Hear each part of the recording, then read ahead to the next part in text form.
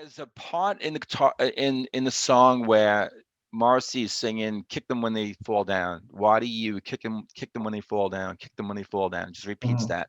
And while he's singing that, and he's very actually, that's why he's the most low key out of the whole entire song. That Mhm. part there. And as he's singing that, the guitar becomes like this wispy sort of floating wavy kind of thing that like Mars just kind of hits and it just sort of, reverbs, just echoes, right? And just kind of almost like a Mhm. cloud, just kind of like floating out there and all. I don't know if you were picking up on something like during that time, but I just revealed one of the reasons why I love the song so much. It's just, you That know, guitar, the guitar that part. guitar part is, I think it's Yeah, one I of the know most you're. beautiful I know things. you're a big Johnny Marr fan. Johnny Marr, I just think that is one of the most beautiful things I've ever heard in my life. Hey, welcome to Into the Music. I'm Chris, and I'm here with my buddy Greg. And Greg, you got something for me to react to?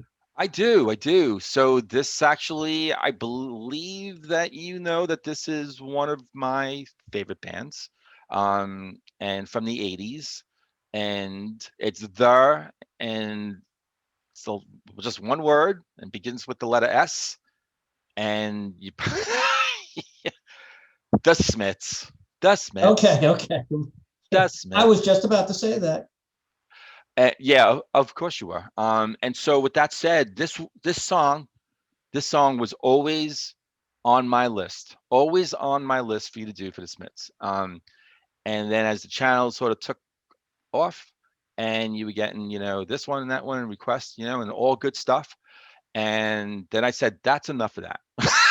And it's about time that Chris listens to this. It's And about then you time. could tell me Yeah, on the other side how much you get hated down to it. it. Right. And then you could bring me, "Ooh." But with that said, I got to take that risk because that's what life is about, taking risks. So that Yeah, said, because I'm mixed. I've been mixed on the Smiths, kind of. you have been. Yeah. I think you've been very open, and that's been appreciated and that's been cool. Yeah. So that said, the name of the song is "That Joke Isn't Funny Anymore." It is my favorite Smith song. I've seen that in our comments. That's been requested. Really? Yeah. See, I didn't, and it's funny. I'm looking. Wow, I don't think I caught that one, and that's why I'm like, all right, I'm gonna request this. Why? Okay, that actually makes me feel better because I'm like, why is it not getting the love? All right, cool. With that said, go check it out and come on back. Tell me Okay. what you think. All right. Park the car at the side of the road. You should know time's tide will smother you. And I will too. When you laugh about people who feel so very lonely, their only desire is to die. But I'm afraid it doesn't make me smile. I wish I could laugh.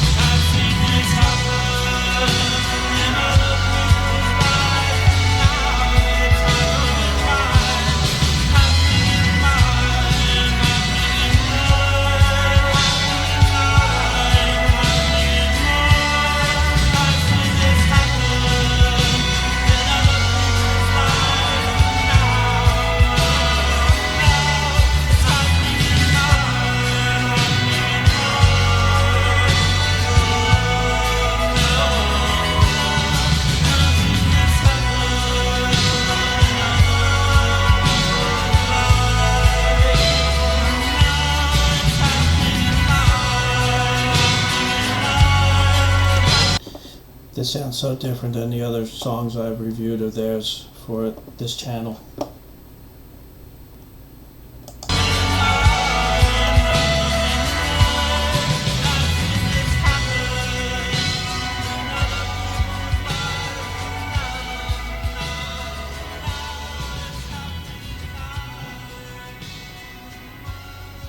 And there's more to go.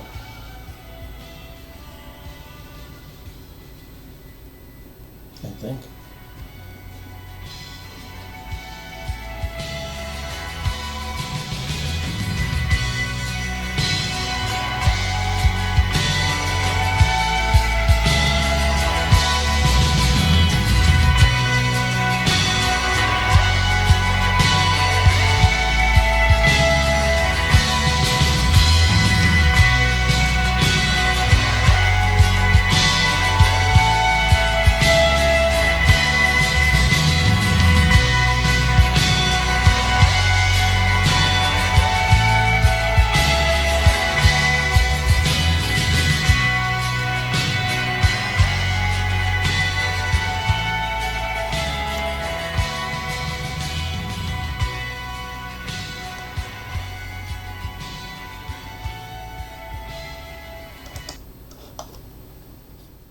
All right. My favorite Smith song, Hit Me. Did you already say it was your favorite Yes, when we I introduced believe this? I believe I did. Oh, okay. Shows how much I'm listening to you. Yeah. Sorry. Screw you too. What's going through my head is just blah, blah, blah, blah.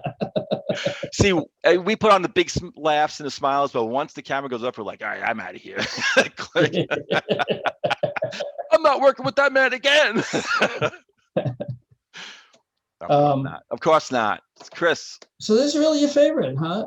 Yeah, absolutely. I will Yeah. have to say it's not my favorite out of what I've reacted to so far. Okay. But I will say this. Okay, first of all, I like the acoustic guitar in the beginning, of course. You know, Yeah. it sounded Yeah. like it might have been 12 string. I don't know. But I think so, yeah. what I have to say about this song is, and I think I would have only I only got this because I was listening on my earbuds. But they throw a lot of very subtle things in there. Yeah. You know, that are kind of understated. Like, it's, I'm take a guess here. There sounds like some kind of muted harp in it. I don't know how much you know about the instrumentation that was used, but Are you talking about the middle part, that switch up I where don't remember what part Morrissey it is was singing in. something like, It just stood out to me because it was unique. why do you kick them when they fall down? That Kick I'm them when not they fall sure. down? Okay. I wasn't paying that much attention to the lyrics. What Yeah, else? that is it? okay. Well, I can fill you in on that because I think it's really Okay. interesting. I think it really is. But yeah, they yeah, I'm not sure what part of that, you know, when you talk about a harp or whatever like that. But there is a part of the song, the one I'm talking about. Well, it was a muted. It sounded like a muted harp. Yeah, yeah. There's a part in the guitar in the song where Morrissey is singing, "Kick them when they fall down. Why do you kick them when they fall down? Kick them when they fall down." Just repeats Mhm. that. And while he's singing that, and he's very actually, that's why he's the most low key out of the whole entire song. That Mhm. part there. And as he's singing that, the guitar becomes like this wispy sort of floating wavy kind of thing that like Mars just kind of hits and it just sort of, you know, reverbs, just echoes, right? And just kind of almost like a Mhm. cloud, just kind of like floating out there and all. You know, I don't know if you were picking up on something like during that time, but you know, I just revealed one of the reasons why I love the song so much. You know, it's just, you That know, guitar, the guitar part. that guitar part is, I think it's the most Yeah, one I of the know most you're. beautiful I know things. you're a big Johnny Marr fan. Johnny Marr, you know, I just think that is one of the most beautiful things I've ever heard in my life, you know, and to this day, and I must See, have I'd have to listened. listen to it again, to be honest with you. Yeah, you know, and the beautiful thing about music is that, you know, and just certain songs that it's just, you know, what makes something perfect in someone's eyes, you know. This song, just that middle part is something that I mean, I like the whole song, you know, Mhm. that cemented it, you know, and I could just listen to that over and over and over and over again, Do you know. you have? I would imagine you got this on a playlist, at least one playlist that you listen to, right? Oh yeah, yeah. I mean, the Yeah. iPod, it's on the YouTube, it's in playlists. Yeah. Yeah, it's just it's yeah, and You ever find out that you got multiple, end up with multiple playlists? It's like, oh, I got this song yeah, again. It's on all these other ones. right. I also I also have I mean, I actually gravitate like a lot of times I'll just go into YouTube and I'll just do boom, it's actually on a YouTube playlist, whatever like that, and I just go right Oh, to it and okay. stuff because the phone is kind of like stuck to me a lot. So, but yeah, no, I seek it out. I know where that song is. It's in many places and, readily available. And so, yeah, but the song too, like overall, I like, I'm taken by the whole song and what it's about. From what I understand, actually, I kind of pulled it up on Wiki. Um, and that joke isn't funny anymore. So the songs, I'm just going to read off a wiki just a little bit. The song's narrative alludes to mockery of the lonely or suicidal, whom the narrator identifies with and champions in an exchange with another individual in a parked car. Disparity between literal and figurative meanings in some of the lyrics discourage a precise reading of the song. In 85, Morrissey disclosed to Melody Maker that the song was in response to journalistic mockery of his songwriting that dwelt uh, on the unhappy side of life and to persistent attempts to expose him as a fake. I think we've talked about that in some of the songs, right? That because he has a tendency to really sing with sadness. He has his lyrics are kind of on the depressing side, sadness and being lonely and all like that. And critics, and I guess maybe it's the tone of his voice when he sings. They think he's kind of tongue in cheek. He's not really serious about some of those lines. Again, Mhm. being hit by a bus. Just take me right now. By a bus or by the truck. And Maybe he's caricaturing what they're saying about his songs, maybe, you know, but I or think mocking the mockers. You know what I'm saying? But this song right here to me, and I'm doing this right now, to me, I always had this image of him like just almost like, I mean, not physically really. I mean, I don't think he did, but like rolling up the sleeves and like enough, you